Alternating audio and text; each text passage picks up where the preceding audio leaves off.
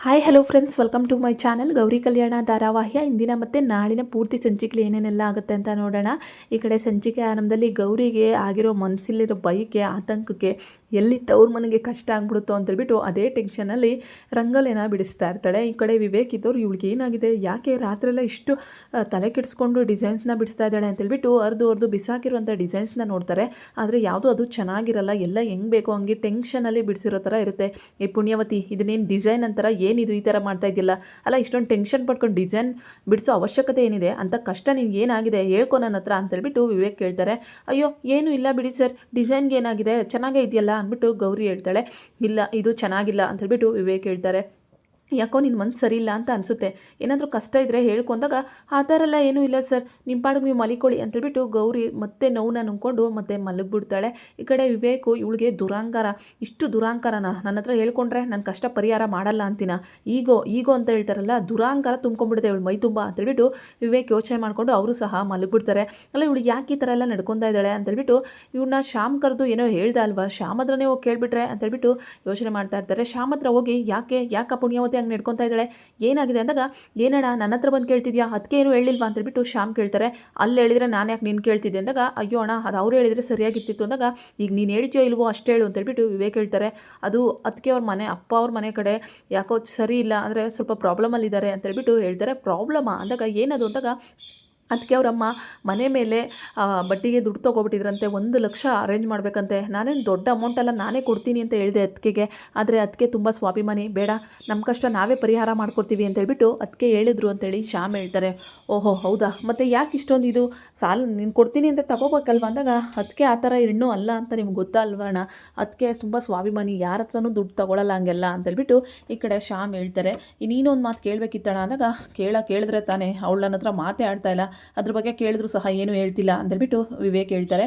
ವಿವೇಕ್ಗೆ ಒಂದರ್ಥ ಆಗುತ್ತೆ, ನಾನು ಇಷ್ಟು ಸೌಕರ್ಯ ಆಗಿದ್ರು, ಅವಳ ಗಂಡ ಇಷ್ಟು ಶ್ರೀಮಂತ ಆಗಿದ್ರು, ಅವಳ ಕಷ್ಟನ ಹೇಳಿ ಪರಿಹಾರ ಮಾಡಿಸ್ಕೋಬೋದಾಯ್ತಲ್ಲ, ಆದ್ರೂ ಯಾಕೆ ಅವಳು ಹೇಳಲಿಲ್ಲ ಅಂದಾಗ ಅವಳಿಗೆ ದುರಾಂಕಾರ ಅನಿಸುತ್ತೆ ಬಿಡು ಅಂತೇಳ್ಬಿಟ್ಟು ಹೋಗ್ಬಿಡ್ತಾರೆ.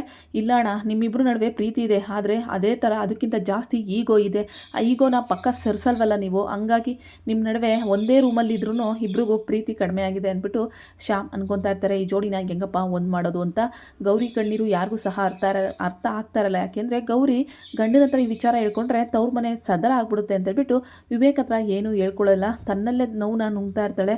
ಪುಣ್ಯವತಿ ಯಾವತ್ತೂ ಇಷ್ಟು ಸೈಲೆಂಟ್ ಆಗಿದ್ದನ್ನ ನಾನು ನೋಡೇ ಇಲ್ಲ, ಇಷ್ಟು ಒಂಥರ ಸಂಕಟ ಪಡ್ತಾ ಇರೋದನ್ನ ನೋಡ್ತಾ ಇಲ್ಲ, ಏನಾಗಿದೆ ನಿನಗೆ, ಯಾಕೇನು ಹೇಳ್ಕೊತಾ ಇಲ್ಲ ಅಂದಾಗ, ಅಯ್ಯೋ ನನಗೇನಾಗಿದೆ ಸರ್, ನಾನು ಆರಾಮಾಗೇ ಇದ್ದೀನಿ ಅಂತೇಳ್ಬಿಟ್ಟು ಗೌರಿ ಹೇಳ್ತಾ ಇರ್ತಾಳೆ. ಇಲ್ಲ ನಿನ್ನ ಮುಖ ನೋಡಿದ್ರೆ ಅನಿಸ್ತಾ ಇದೆ, ಕಣ್ಣೆಲ್ಲ ತುಂಬ್ಕೊಂಡಿದೆ, ಮುಖ ತುಂಬ ಸಪ್ಪಗಾಗಿದೆ, ಏನಾಯಿತು ಅಂತ ಹೇಳ್ಬಾರ್ದಾ ಅಂತೇಳ್ಬಿಟ್ಟು ಈ ಕಡೆ ವಿವೇಕ್ ಕೇಳ್ತಾರೆ. ಆದರೆ ವಿವೇಕ್ ಹತ್ರ ಏನು ಹೇಳಲ್ಲ ಗೌರಿ, ಸುಮ್ಮನಾಗ್ಬಿಡ್ತಾಳೆ. ವಿವೇಕ್ ಯೋಚನೆ ಮಾಡ್ತಾರೆ, ಇವಳು ಕಷ್ಟಕ್ಕೆ ಏನಾದರೂ ಪರಿಹಾರ ಮಾಡಬೇಕಲ್ಲ, ನನಗೆ ಇಷ್ಟೊಂದೆಲ್ಲ ಸಹಾಯ ಮಾಡ್ತಿದ್ದಾಳೆ.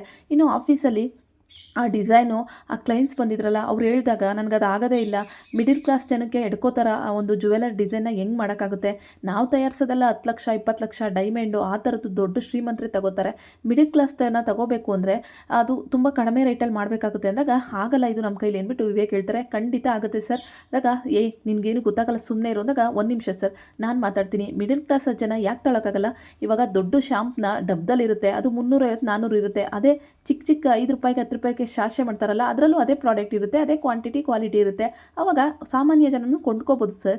ಇದು ಹಂಗೇನೆ, ಇವಾಗ ದೊಡ್ಡ ಪ್ಯಾಕೆಟಲ್ಲಿರೋದನ್ನ ಚಿಕ್ಕ ಪ್ಯಾಕೆಟಲ್ಲಿ ಹಾಕಿದ್ರೆ ಹೆಂಗೆ ಅಂತಾರೋ, ನಾವು ಅಷ್ಟೇ ಈ ಒಂದು ಜುವೆಲರಿ ಏನಿದೆ ಚಿಕ್ಕ ಇವಾಗ 10 ಲಕ್ಷ 20 ಲಕ್ಷ ಕೊಟ್ಟು ತಾಣಕ್ಕಾಗಲ್ಲ ಮಿಡಿಲ್ ಕ್ಲಾಸ್ ಚಂದ, ಅವ್ರಿಗೆ ನಾವು 10,000 20,000ದಲ್ಲಿ ಆಗುವಂಥ ಸಣ್ಣ ಡಿಸೈನ್ನ ಮಾಡಿ ಮಾರುಕಟ್ಟೆಗೆ ಬಿಟ್ಟರೆ ಖಂಡಿತ ನಮ್ಮ ಒಂದು ದೀನಬಂಧು ಕುಟುಂಬಕ್ಕೆ ವ್ಯಾಲ್ಯೂನು ಜಾಸ್ತಿ ಆಗುತ್ತೆ. ಏನು ಅಂದರೆ ದೀನಬಂಧು ಕುಟುಂಬ ಅಂದರೆ ಬಡವರಿಗೆ ಬಗ್ಗರಿಗೆ ದಾನ ಧರ್ಮ ಮಾಡೋದಂಥದ್ದು.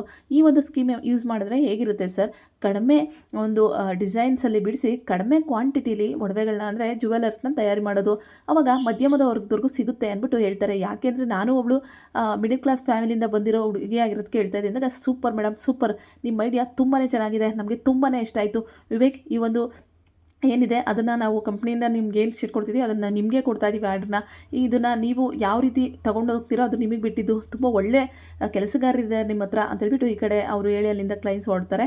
ಥ್ಯಾಂಕ್ಸ್, ಹೆಂಗೂ ಇದನ್ನು ಆಗಲ್ಲ ಅಂತಿದ್ದೆ, ನಿನ್ನ ಮಾತಿಂದ ಆ ಕ್ಲೈಂಟ್ಸ್ ಒಪ್ಕೊಂಡಂಗೆ ಆಗ್ಬಿಡ್ತು ಅಂದಾಗ, ಹೌದು ರೀ ಮಿಡಲ್ ಕ್ಲಾಸ್ ಜನಕ್ಕೆ ಸಿಗೋಂಗೆ ನಾವು ಅದೇ ರೀತಿ ಡಿಸೈನ್ ಮಾಡಿ ತೋರಿಸ್ಬೇಕು, ನಾನು ನಿಮಗೆ ಡಿಸೈನ್ ಮಾಡಿ ಕೊಡ್ತೀನಿ ಅಂತೇಳ್ಬಿಟ್ಟು ಗೌರಿ ಹೇಳ್ತಾಳೆ.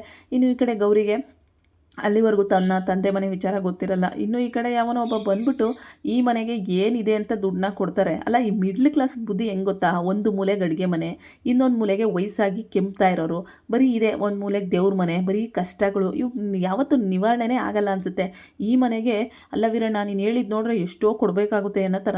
ರೀ, ಏನು ಹಂಗೆ ಮಾತಾಡ್ತಿದ್ದೀರಾ? ಸರಿಯಾಗಿ ಮಾತಾಡಿದಾಗ ಚಿನ್ನು ಸುಮ್ಮನೆ ಇಡೋದಾಗ, ಅಯ್ಯೋ ಬಿಡಿ ಸರ್, ಬಿಸಿ ರಕ್ತ ಮಾತಾಡ್ತವೆ, ಅವಕ್ಕೇನು ಗೊತ್ತಾಗುತ್ತೆ? ಈ ಭಾವನೆಗಳು ಇವು ಎಲ್ಲ ಏನೋ ದೊಡ್ಡದಾಗಿ ಚಿನ್ನು ಇದಳು. ಇಲ್ಲಿ ನಮ್ಮ ಭಾವನೆಗಳಿದೆ, ನಮ್ಮ ಅಪ್ಪ ಅಮ್ಮ ನಮ್ಮನ್ನು ಬೆವರು ಸುರಿಸಿ ಸಾಕಿದ್ದಾರೆ ಅಂದಾಗ ಭಾವನೆಗಳೆಲ್ಲ ಬಂದು ನಿಮ್ಮ ಸಾಲ ತೀರಿಸ್ತಾ ಇದ್ದಾವ? ಇಲ್ಲ ತಾನೇ, ನಾನು ದುಡ್ಡು ಕೊಟ್ಟರೆ ಮಾತ್ರ ನಿಮ್ಮ ಸಾಲ ತೀರೋದು ಮೇಡಮ್. ಭಾವನೆಗಳು, ಪ್ರೀತಿ, ವಿಶ್ವಾಸ ಇದೆಲ್ಲ ಹೊಟ್ಟೆ ತುಂಬಿಸಲ್ಲ ಅಂತ ಹೇಳ್ಬಿಟ್ಟು ಹೇಳ್ತಾ ಇರ್ತಾರೆ. ಏನು ಹಿಂಗೆ ಮಾತಾಡ್ತಿದ್ದೀರಲ್ಲ, ನಾವು ನಿಮಗೆ ಮನೆ ಕೊಡಲ್ಲ, ಹೋಗ್ತಾ ಇರಿ ಅಂದಾಗ, ನೀನು ಮಾತಾಡಿದ್ರೆ ಮಾತಾಡ್ತೀಯ ಅಂದ್ಬಿಟ್ಟು, ವೀರಣ್ಣ ಹೀಗೇನು ನೋಡಪ್ಪ, ನಾನು ಈ ಮನೆಯೆಲ್ಲ ಇದಕ್ಕೆ ಮನೆಗೆಲ್ಲ ಬೆಲೆ ಕಟ್ಟಲ್ಲ. ಈ ಮಣ್ಣಿನ ಸೈಟ್ದು ವ್ಯಾಲ್ಯೂ ಏನಿದೆ ಅಂದರೆ ಒಂದು 50 ಲಕ್ಷ ಇರ್ಬೋದು ಅಂದಾಗ, ಯಾಕೆ ಹಂಗಂತೀರ ಸರ್, ನಮ್ಮ ಸಾಲ ತುಂಬ ಜಾಸ್ತಿ ಇದೆ, ಇದಕ್ಕಿಂತ ಸ್ವಲ್ಪ ಬೆಲೆ ಜಾಸ್ತಿ ಕೊಡಿ ಅಂದಾಗ, ಈ ಮನೆ ಅಂದಾಗ, ಈ ಮನೆಗೆ ಒಂದು 5 ಲಕ್ಷ ಸೇರಿಸಿ ಕೊಡ್ತೀನಪ್ಪ, ಒಂದು 65 ಲಕ್ಷ ಕೊಡಬಹುದಷ್ಟೇ, ಅದು ಬಿಟ್ಟರೆ ಅದ್ರ ಮೇಲೆ ಒಂದು ನಯಾ ಪೈಸಾ ಇಲ್ಲ, ಬೇಕಾದರೆ ಫೋನ್ ಮಾಡು ಕೊಡ್ತೀನಿ, ಸೈಟ್ನ ನಮ್ಮ ಹೆಸ್ರಿಗೆ ಮಾರ್ಕೊತೀವಿ, ಇಲ್ಲ ಅಂದರೆ ಬೇಡ ಅಂತ ಮ್ಯಾನೇಜರ್ ಅಲ್ಲಿಂದ ಹೋಗ್ತಾ ಇರ್ತಾನೆ. ಚಿನ್ನು, ಯಾಕಮ್ಮ ಹಿಂಗೆ ಮಾತಾಡ್ತೀಯ ಅಂದಾಗ, ಅಪ್ಪ ಏನು ಮಾಡ್ತಾ ಇದ್ದೀರ ಅಂದಾಗ, ಇನ್ನೇನು ಮಾಡೋಕ್ಕಾಗುತ್ತೆ ಚಿನ್ನು, ನಿಮ್ಮಮ್ಮ ಮಾಡಿರೋ ಸಾಲನ ತೀರಿಸಲೇಬೇಕಲ್ವ ನಾವು ಅಂತೇಳ್ಬಿಟ್ಟು ವೀರಣ್ಣ ಹೇಳ್ತಾ ಇರ್ತಾರೆ.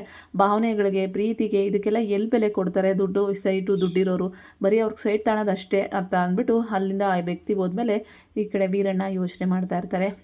ಗೌರಿಗೆ ಮನಸ್ಸಿರೋದೇ ಇಲ್ಲ. ಕಾಫಿ ಮಾಡತ್ತವ, ಟೀ ಮಾಡ್ತಾಳೆ, ಸಾರು ಮಾಡತ್ತವ, ಅನ್ನ ಮಾಡ್ತಾಳೆ, ಟೀ ಮಾಡಿಕೊಡು ಗೌರಿ ಅಂತೇಳ್ಬಿಟ್ಟು ಅಜ್ಜಿ ಕೂಗ್ತಾರೆ. ಟೀನ ತಂದು ಕೊಡ್ತಾಳೆ. ಎಲ್ಲರೂ ಟೀ ಕುಡಿದ್ಬಿಟ್ಟು ಎಲ್ಲ ಅಲ್ಲೇ ಫುಲ್ಲು ಜಾಸ್ತಿ ಸಿಹಿ ಆಗೋಗಿರುತ್ತೆ, ಹಾಲೇ ಹಾಕಿರಲ್ಲ. ಏನಿದು ಗೌರಿ, ನಿನ್ನ ಮನಸ್ಸು ಎಲ್ಲಿದೆ ಅಂದಾಗ, ಅಪ್ಪ ಅಮ್ಮಂಗೆ ಈ ಟೈಮಲ್ಲಿ ನನ್ನ ಕೈಲಿ ಸಹಾಯ ಮಾಡೋಕ್ಕಾಗ್ತಿಲ್ವಲ್ಲ ಭಗವಂತ, ಅವರು ಒಂದೊಂದು ದಿನ ಬೆವರು ಸುಸಿ ನಮ್ಮನ್ನು ಸಾಕಿರ್ತಾರೆ. ಆದರೆ ಹೆಣ್ಮಕ್ಳು ಮದುವೆ ಆಗಿ ಬಂದಮೇಲೆ ಅವ್ರ ಕಷ್ಟಗಳಿಗೆ ಆಗೋದೇ ಇಲ್ವಲ್ಲ ನಮ್ಮ ಕೈಲಿ, ಇಷ್ಟೊಂದು ದುಡ್ಡು ನನ್ನ ಹತ್ರ ಇಲ್ಲ ಅಪ್ಪ ಅಮ್ಮಂಗೆ ಸಹಾಯ ಮಾಡೋಕ್ಕೆ, ನಾನು ಏನು ಮಾಡಲಿ ಈಗ ಅಂತೇಳ್ಬಿಟ್ಟು ಗೌರಿಗೆ ಅಡುಗೆ ಮನೆಯಲ್ಲಿ ಮನಸ್ಸೇ ಇರಲ್ಲ. ಈ ಕಡೆ ಟೀ ಮಾಡ್ಕೊಂಬಂದು ಕೊಡ್ತಾಳೆ. ಟೀಲಿ ಸ್ವಾದನೇ ಇರಲ್ಲ. ಎಲ್ಲರೂ, ಗೌರಿ ಏನಾಗಿದೆಯಮ್ಮ, ಯಾಕೆ ನಿನ್ನ ಮನಸ್ಸೆಲ್ಲಿದೆ, ಟೀ ಇಷ್ಟು ಹಾಳಾಗೋಗಿದೆ, ನೀನು ಯಾವತ್ತೂ ಈ ಥರ ಟೀನೇ ಮಾಡ್ತಾ ಇರಲಿಲ್ಲ ಅಂತೇಳ್ಬಿಟ್ಟು ಜ್ಞಾನೇಶು ಮತ್ತು ಈ ಕಡೆ ಸರಿತಾ ಇದ್ದವಳು, ಏನಾಗಿದೆ ನಿನಗೆ, ಯಾಕೆ ಈ ರೀತಿ ನಡ್ಕೊತಾ ಇದೆಯಾ, ಟೀ ಬಾಯಿಗಿಡಕ್ಕಾಗ್ತಾಯಿಲ್ಲ, ಅಷ್ಟು ಸಕ್ಕರೆನ ಹಾಕಿದ್ಯಾ, ಬೆಲ್ಲದ ಪಾಕ ಮಾಡಿಕ್ಕಿದ್ಯಾ, ಏನಾಗಿದೆ ನಿನಗೆ ಅಂತೇಳ್ಬಿಟ್ಟು ಸರಿತಾ ಕೇಳ್ತಾರೆ. ಅತ್ತೆ ಏನೂ ಇಲ್ಲ ಅತ್ತೆ, ತಪ್ಪಾಯಿತು, ಬೇರೆದು ಮಾಡ್ಕೊಡ್ತೀನಿ ನಾನು ಅಂತೇಳ್ಬಿಟ್ಟು ಗೌರಿ ಹೇಳ್ತಾ ಇರ್ತಾಳೆ. ಇದನ್ನು ವಿವೇಕ್ ಅಬ್ಸರ್ವ್ ಮಾಡ್ತಾ ಇರ್ತಾರೆ. ಅಲ್ಲ, ನಿನ್ನ ಮನಸ್ಸು ಇಲ್ಲಿಲ್ಲ ಅಂತ ಅನಿಸುತ್ತೆ, ನಿನ್ನ ದೇಹ ಮಾತ್ರ ಇಲ್ಲಿದೆ, ನೀನು ಯಾವಾಗಲೂ ಇದ್ದಂಗೆ ಖುಷಿಯಾಗಿ ಲವಲವಿಕೆಯಿಂದನೇ ಇಲ್ಲ, ಇನ್ನು ಅಡುಗೆ ಊಟ ರುಚಿಯಾಗಿರುತ್ತಾ ಅಂತಂದ್ಬಿಟ್ಟು ಈ ಕಡೆ ಸರಿತಾ ಹೇಳ್ತಾ ಇರ್ತಾರೆ. ಹೌದು, ಯಾಕಮ್ಮ ಗೌರಿ, ಹುಷಾರಿಲ್ವ ಮೈಯಲ್ಲಿ ಅಂತೇಳ್ಬಿಟ್ಟು ಅಜ್ಜಿ ಕೇಳ್ತಾರೆ. ಆ ಥರ ಎಲ್ಲ ಏನೂ ಇಲ್ಲ ಅಜ್ಜಿ, ನಾನು ಆರಾಮಾಗಿ ಇದ್ದೀನಿ ಅಂದಾಗ, ಇಲ್ಲ ನಿನ್ನ ಮನಸ್ಸಿಲಿಲ್ಲ ಅಂತ ಅನಿಸುತ್ತೆ, ನಮ್ಮ ಗೌರಿ ಈ ರೀತಿ ಕಾಫಿ ಟೀ ಮಾಡೋದ, ಖಂಡಿತ ಇಲ್ಲ ಅಂತೇಳ್ಬಿಟ್ಟು ಜ್ಞಾನೇಶ್ ಹೇಳ್ತಿರ್ತಾರೆ. ವಿವೇಕ್ ಇದ್ದವರು, ಗೌರಿ ಮನಸ್ಸು ಖಂಡಿತ ನೋವಲ್ಲಿದೆ, ಅವಳಿಗೆ ನನ್ನ ಬಿಟ್ಟು ಇನ್ನು ಬೇರೆ ಯಾರಿದ್ದಾರೆ, ನಾನೇ ಸಾಂತ್ವನ ಮಾಡಬೇಕು ಅಂತ ತವ್ರ ಮನೆ ಕಷ್ಟ ನಿವಾರಣೆ ಮಾಡೋಕ್ಕೆ ವಿವೇಕ್ ಈಗ ಮುಂದಾಗಿದ್ದಾರೆ. ಗೌರಿಗೋಸ್ಕರ ತವ್ರ ಮನೆನ ಉಳಿಸ್ಕೊಡ್ತಾ ಇದ್ದಾರೆ ವಿವೇಕ್. ನೋಡೋಣ ಮುಂದೆ ಏನಾಗುತ್ತೆ ಅಂತ. ಈ ಒಂದು ಜೋಡಿ ತಮ್ಮ ಈಗೋ ಬಿಟ್ಟು ಒಂದಾಗ್ತಾರ, ಅದಕ್ಕೆ ನಮ್ಮ ಶ್ಯಾಮ್ ಏನಾದರೂ ಹೆಲ್ಪ್ ಮಾಡ್ತಾರಾ ನೋಡೋಣ. ಆದರೆ ಗೌರಿ ಹೇಳಿರುವಂಥ ಮಿಡಲ್ ಕ್ಲಾಸ್ ಡಿಸೈನ್ ಏನಿದೆ ಅದನ್ನು ಹೆಂಗೆ ಮಾಡ್ತಾಳೆ ಗೌರಿ, ಅದನ್ನು ಸಹ ನೋಡೋಣ ಮುಂದಿನ ಸಂಚಿಕೆಯಲ್ಲಿ. ವಿಡಿಯೋಗಳು ಇಷ್ಟ ಆಗ್ತಾಯಿದ್ರೆ ಲೈಕ್ ಮಾಡಿ, ಸಬ್ಸ್ಕ್ರೈಬ್ ಮಾಡಿ.